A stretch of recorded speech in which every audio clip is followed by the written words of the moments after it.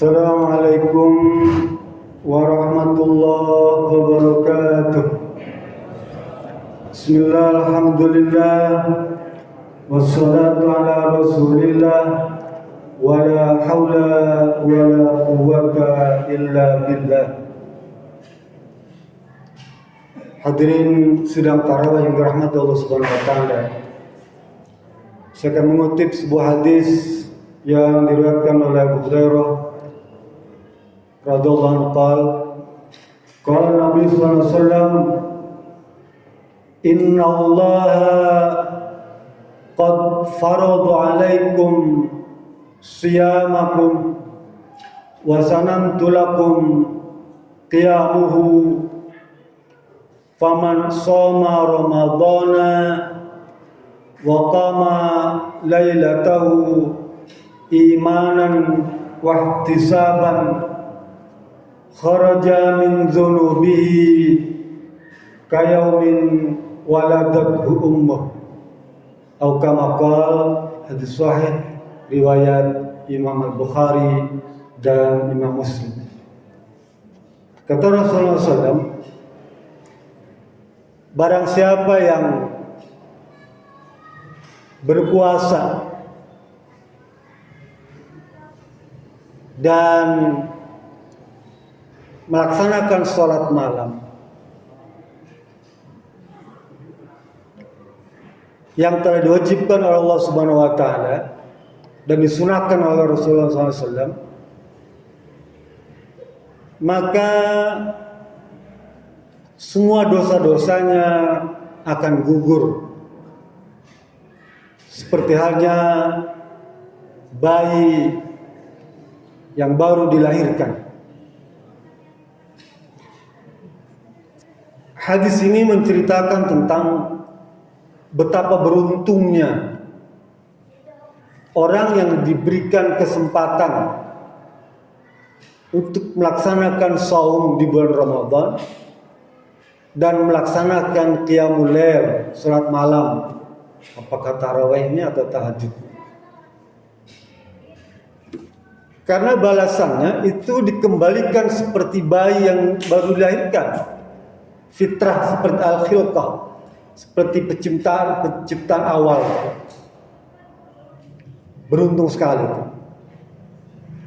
Para ulama menjelaskan tentang makna iman dan ihtisab. Jadi syaratnya dia puasanya karena beriman dan ihtisab. Salat malamnya, tarawihnya karena iman dan ihtisab. Iman itu maknanya dia dengan kesungguhan, diucapkan dengan lisan, dibenarkan dengan hati dan dilaksanakan. Yakin. Karena perintah puasa dan salat malam ini diperuntukkan bagi orang beriman.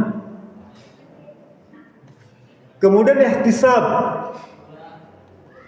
Kata Imam Khattabi, makna ihtisaban itu orang yang sungguh-sungguh berusaha untuk mendapatkan pahala. Hadis ini juga cerita tentang kalau kita ibadah harus ada keinginan untuk mendapatkan pahala tuh, mendapatkan ganjaran. Boleh. Loh, kenapa ada orang dia beribadah bukan karena mengharapkan pahala atau mendapatkan surga, atau bukan karena takut neraka? Itu ucapan Rabi Alawiyah, bukan hadis. Hadis dan Al-Quran memerintahkan kita kalau ibadah itu berharap pahala, berharap ganjaran, berharapkan surga, dan takut siksa neraka. Gitu. Jadi makna ihtisab itu. Yang kedua, kata Imam Bukhari, makna ihtisab itu ridho, rela, ikhlas, tulus menerima keadaan, situasi, kondisi ibadah. Contoh sholat malam nih. Kata Imam Bukhari, ihtisab itu maknanya ridho. Jadi kalau kita misalnya rumahnya jauh jaraknya tuh dari rumah ke masjid tuh, dia ridho dengan jarak tuh, gak masalah. Ikhlas dengan jarak. Jalanannya becek, hujan, dia tetap ridho. Di masjid mulai rame, kotor, pengap, gerah, panas, gak masalah. Yang penting dia ridho. Lah, kaum laki-laki ini sebetulnya relatif lebih ringan Pak di dalam melaksanakan sholat. Qiyamul Lail di bulan Ramadan. Coba ibu-ibu, Bapak bisa bayangkan tuh. Kalau pergi ke masjid dia mesti pakaian 5 lapis tuh. Selain mukena tuh, dia 3 lapis pakaian dalam segala macam gamis tuh. Baru lagi pakai mukena. Gerah tuh bukan main. Ya. Tanya ibu coba, gerah nggak? Gerah. Berlapis-lapis pakaiannya tuh. Belum lagi barusan dia nyiapin tajil. Dari jam 3 asar udah masak dia. Ya. Repot Pak ibu-ibu tuh. Nyiapin tajil, nyiapin makan malam. Selepas pulang tarawih ini dia nyiapkan buat sahur. Jam 3 udah bangun duluan untuk ngangetin. Ya. Selesai sahur, dia mesti nyuci piring, nyiapin anak sekolah, nyiapin suaminya ke kantor. Siang dia mesti belanja buat nyiapin sore tuh. Jadi memang wanita itu berat Pak sebetulnya. Ya. Di dalam melaksanakan ibadah tarawih. Dulu waktu kita baru menikah Pak, istri kita tuh begitu hamil, praktis dia nggak ada kewajiban saum. Rakhasallahu fil hubla wal murdi. Orang hamil itu boleh tidak berpuasa. Artinya dia tidak tarawih. 9 bulan tuh, 1 Ramadan tuh. Begitu melahirkan, dia ada waktu menyusui 2 tahun tuh. 2 kali Ramadan, maknanya dia tidak puasa dan tidak tarawih. Dia 3 Ramadan. Kapan dia bayar qada? Enggak sempet bayar hutang kehamilan. Mungkin tahun depan dia bilang. Tahun depan ternyata hamil lagi. Coba tuh, hamil lagi. Bapaknya iseng kali ya. Hamil lagi. Udah balik 3 kali Ramadan dia akan pray lagi. Sampai dia bilang, Pak udahlah, ya mama udah lama nih gak bayar qada puasa tahun ini. Selepas ini yang si Cikali bilang udahlah nggak mau ini lagi. Nggak tahu kenapa iseng lagi suaminya jadi lagi. Sampai 4 anak itu jadi terus berapa tahun tuh, 10 tahun dia nggak puasa, pasti nggak taraweh. Ya mungkin karena suaminya iseng atau doyan, saya kurang tahu juga. Itu waktu kita ya. Anak kita masih kecil. Sekarang istri kita tuh dijadiin ini. Masih nggak taraweh. Dulu ngurusin anak, sekarang ngurusin cucu, dititipin tuh kan. Jadi kasihan tuh. Ya. Istri-istri kita tuh yang sudah ini tuh suruh ngurusin cucu kita jadi nggak taraweh. Nah, sekarang ibu-ibu pintar. Sekalipun ngurus cucunya dibawa taraweh. Penuh kan belakang tuh. Penuh, diajak taraweh. Sekalipun ramai itu kan, melintir-melintir, namanya anak kecil. Ya. Sering ganggu. Saya kadang-kadang suka ketawa ngeliat CCTV itu, ya ibu-ibu tuh. Bersama cucu tuh. Waktu ruku, anaknya masuk ke dalam mukena. Ditarik-tarik mukenanya tuh kan. Ketawa kita tuh. Ya itulah resiko kalau bawa cucu. Nah, untuk kalau bapak-bapak nggak direpotin dengan cucu, tapi ibu begitu masuk ke dalam kena, udah nggak ganggu, pada ketawa semua, gitu ya. Itu ada bagian daripada ibadah tarawih. Tapi memang tarawih ini ibadah yang sebetulnya diperintahkan rileks Pak, santai. Tarawih itu maknanya rileks, santai.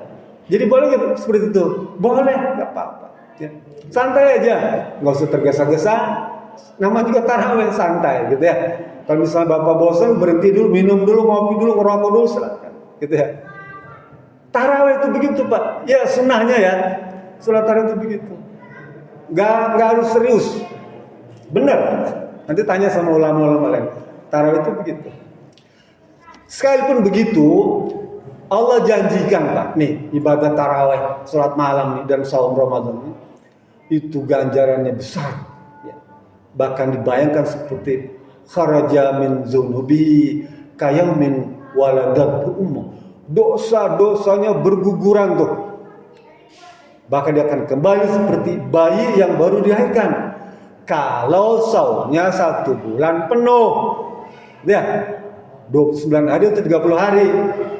Sehingga Idul Fitri itu kita kembali fitrah seperti bayi yang baru dilahirkan. Tapi kalau puasa cuma belang betong, dia bilang Ramadan kayak bikin puasa kayak Nabi Daud aja dah, selang-seling gitu, nggak boleh. Kalau gitu dia bayar utang. Ya. Kembali lagi, beruntunglah kita yang bisa mendapatkan tahun ini ibadah Ramadan dan Qiyamul Lail, dan jadikan Ramadan tahun ini Ramadan yang terbaik bagi diri kita, bagi keluarga kita, bagi sahabat-sahabat kita. Karena kita tidak akan pernah tahu kapan detak jantung kita berhenti. Mohon maaf, tadi pagi sholat subuh masih bersama Pak Ateng. Sholat subuh. Malam tarawih bareng-bareng di sini. Subuh masih sama-sama. Menjelang zuhur, Allah panggil dia. Siapa yang bisa menduga itu? Dia nggak sakit, artinya nggak sakit berat ya. Ada sakit bawaan. Dia meninggal pada bulan Ramadan, bulan yang baik. Ya. Kita tunggu giliran. Kita tidak pernah tahu kapan nafas kita berhenti. Ya. Kapan puncak rasa sakit kita. Karena kematian adalah puncak rasa sakit. Oleh karena itu, Ramadan. Ya. Jadikan pelajaran buat kita semua untuk menempa diri agar kita mendapatkan gelar terbaik muttaqun, ya, orang-orang yang dikelompokkan dan orang-orang yang bertakwa. Mudah-mudahan kita dapat meraih itu semua. Fattaqullaha wala minkum billahi Assalamualaikum warahmatullahi wabarakatuh.